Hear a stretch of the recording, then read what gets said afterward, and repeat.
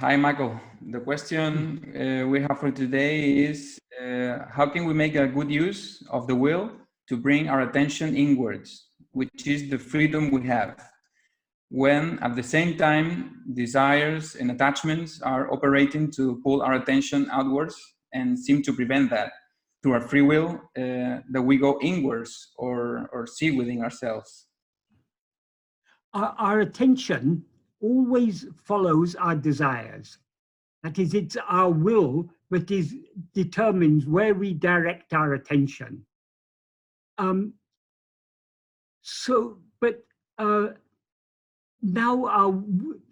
there are many conflicting elements of our will at the moment. We have some desire to go within, some love to go within, but we also have so many other desires and attachments. So our desires and attachments are pulling us in opposite directions. Some desires are pulling our attention outwards.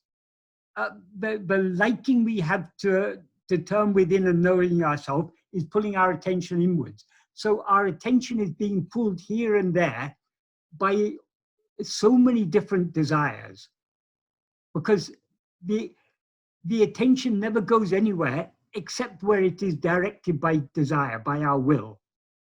So if the uppermost desire in our mind is to watch a good film, for example, our attention will go outwards towards that film. If our uppermost thing in our mind is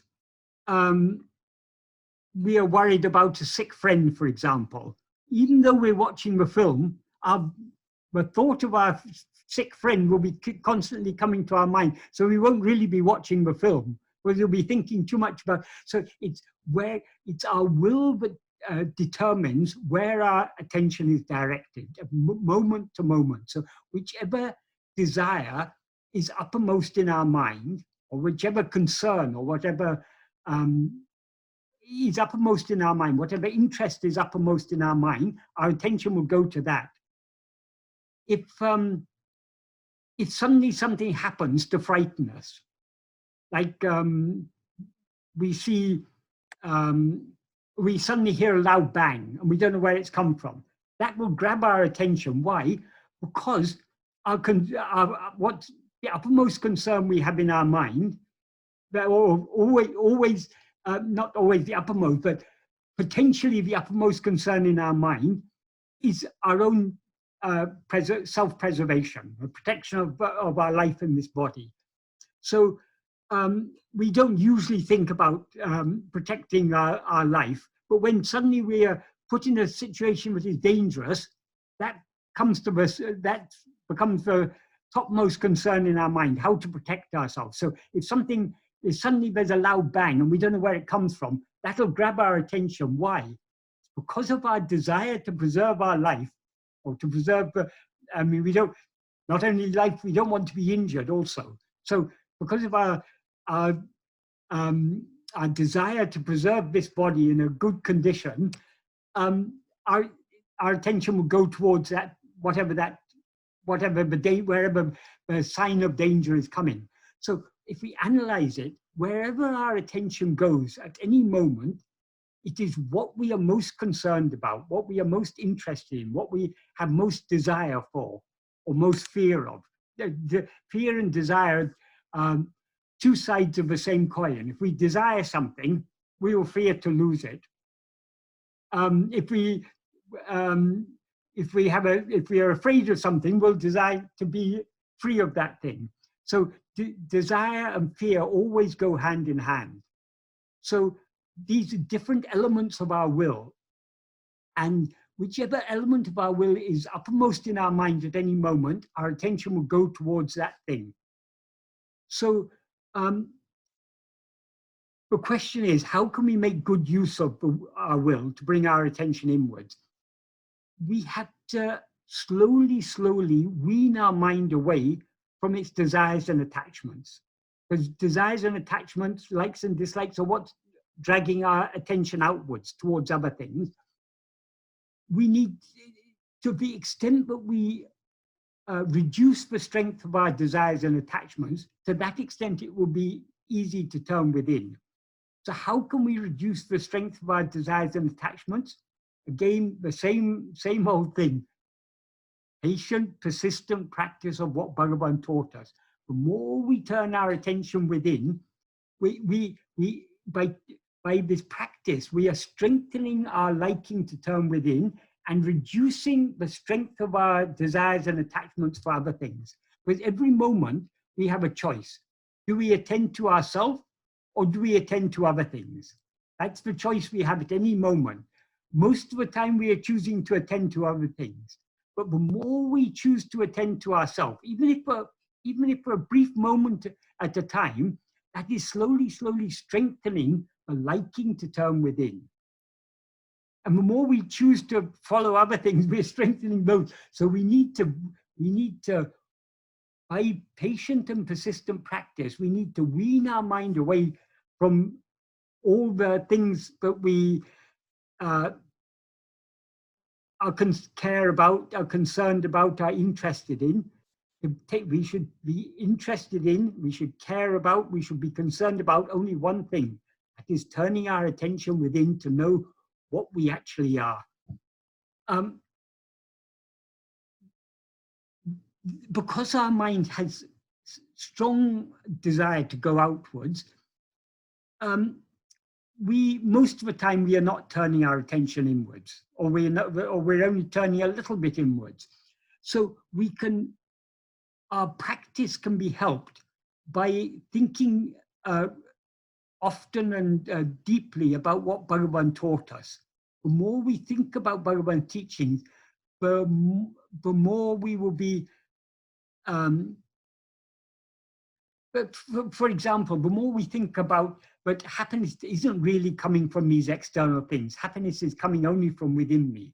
The more we think about that, the more clearly we understand that, the less impetus our mind will have to go outwards.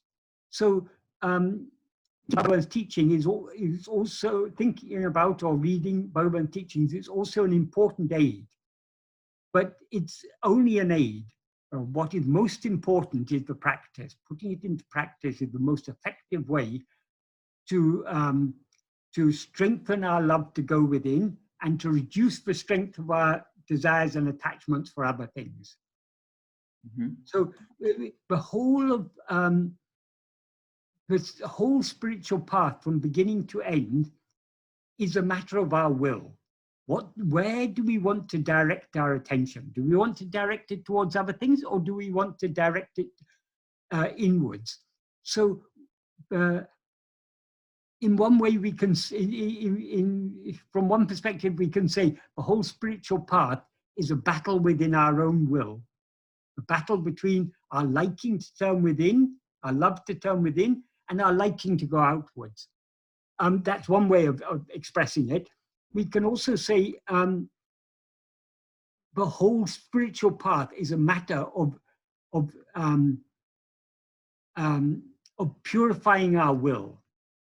Bhagavan in Upadeshundya, verse 3, Bhagavan uses a term, rectifying the mind, tiriti, rectifying the mind. So we have to rectify our will. Now our desires are dragging us in all directions. We want to weaken those desires that drag us away from ourselves and strengthen our desire to turn within. That is what Bhagavan meant by rectifying the will of the mind. So that's what the spiritual path is all about, slowly weaning our mind away from its desires and attachments and cultivating the love to turn within. This is done, as I say, most effectively by practice, and it's supported, aided by often thinking about Bhagavan's teachings. Michael, that's why, in a way, that's why many people say that when you say that it's our choice, or if we want, we can turn our attention within or outwards. but in a way, isn't that attention like handcuffed by our desires and attachments? So that's why many people say, but that's I cannot even do that. I cannot even make the effort, because the effort will Okay. come to me if it has to be made, and it's not my will. It will be made because it will be meant to do the effort. Here we need to apply some discrimination. Whose desires and attachments are they? There are desires and attachments. The desires and attachments have only as much strength as we give them. So we complain, oh, my desires pull me here and there. Whose desire? We are the culprit. We put the blame on our desires, but we are ones who are giving life to the desires. We are the force behind those desires. So we do have the choice. We may not be able to because we've got so many strong desires and attachments, we can't turn our attention back 180 degrees immediately. But we are free to slowly try little by little. Bhagavan often used to say, little by little, slowly. Mella mella is a term he used in Tamil. Gently, we have to cajole our mind to turn it back within. He gave the analogy of a runaway cow. Rather than chasing it with a stick, coming after it with some nice, fresh, tasty grass and tempting it back into its shed. That's what we need to slowly cajole the mind to come within. The more we do that, the more the desires and attachments will grow weaker, and the love to turn within will be there. So though we may not be able to succeed here and now, we can work towards that ultimate success of turning 180 degrees. That's up to us. Everyone used to say. That's because. Bhagavan used to say, everyone say that, Michael. Yeah, everyone can try at least a little to turn within, or at least a little to surrender themselves. But complete surrender may not be possible now, but at least partial surrender is possible. At least for a moment we can let go of other things and turn our attention within. So everyone can do it. You just have to have that liking to do it, that interest to do it. You have to have that eagerness to know who am I. Even if our liking is very, very feeble, let's make use of that feeble desire. Yeah. So that liking is like is running on a conscious level, even would say, because we speak of desire as if it was somebody else who has those desire. It's us, of course. I derive from that desire, of course. It's me, no? But it's like I'm not aware that I derive pleasure sometimes, because sometimes it's just when there is nothing attractive outside, for example, in still, even though there's not attractive or nothing that grabs my attention, that there is something that prevents me from doing with it. Even though there's no stimuli outside that can turn mind, but maybe on an unconscious level, I'm not seeing clearly that that's what grabs my attention. Because every time we turn our attention within, we are surrendering, we are letting go of other things. And because as ego, we are unwilling to let go. We will let go a little bit, but not more than a certain extent, because we still want to preserve our existence as a separate entity. We are not ready to let go entirely. So even when there's nothing of particular interest outside, we still prefer to go outside rather than go within, just because it's a matter of survival for ego. So that's why we have to be patient. We have to persevere in this practice gradually, little by little. Even if most of the time our attention is going within, at least if a little bit of our time we're turning our attention back within, that little bit of turning our attention back within is taking steps on the path. And every step we take on this path, we're getting closer to our goal. So even if our efforts now seem very, the greatest, fastest Olympic runners, they started off as small toddlers, taking a few unsteady steps. So we are like those small toddlers. But if the small toddler will one day become an Olympic runner. So, but the small toddler will become an Olympic runner only if it's ready to take those small baby steps, tottering here and there and falling over. Of course, there's not a single child who doesn't attempt to walk. It's the very nature. So also it should be our nature to make it. We are all seeking happiness, ultimately. Where happiness lies only within ourselves. So when we understand happiness doesn't lie, even if our understanding is only superficial, at least we understand, we've understood from Bhagavan, happiness isn't actually in the things outside. Though it seems to come from things outside, it's actually coming from within.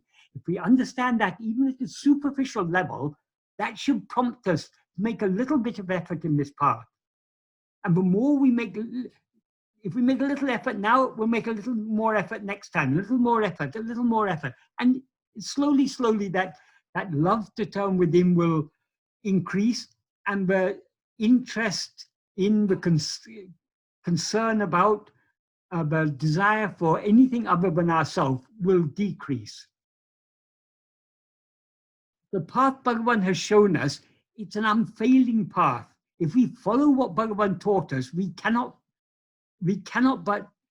fail. We have to succeed. I mean, we will definitely succeed. But we do need to follow the path without fail, as Bhagavan said. Eninum guru katya varipadi tavarada nadikabendum. He says in the last sentence of the 12th paragraph of Nana. It is, however, it's necessary to follow without to follow without fail the path that Guru has shown. Or he says to walk according to the path. That's a way of saying to follow the path.